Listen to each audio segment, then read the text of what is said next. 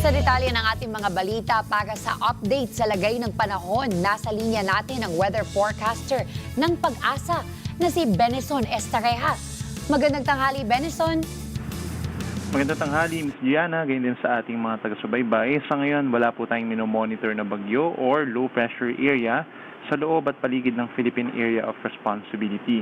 Magpapatuloy ang mga pag-ulan sa malaking bahagi ng Luzon. Epekto pa rin po yan ng southwest monsoon or hanging habagat, bagamat hindi na ito kasing lakas nitong mga nagdaang araw.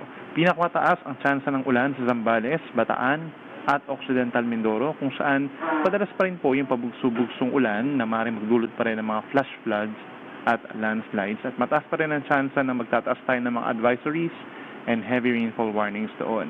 May tsansa din po ng mga kalat-kalat na ulan and thunderstorms sa iba pang bahagi ng Luzon, kabilang Ilocos Region, Cordillera Region, natitirang bahagi ng Central Luzon at Calabarzon, Metro Manila, down to Mimaropa. Kaya make sure na kung lalabas po ng bahay, may baon po na payong, dahil paminsan-minsan, bagamat umaaraw naman, ay meron din pong tsansa ng mga light to moderate rains. At sa natitirang bahagi ng bansa, light partly cloudy to cloudy skies naman, at may tsansa rin po ng mga isolated na ulan or mga localized thunderstorms. Yan mo ng data mula dito sa Weather Forecasting Center ng Pag-asa.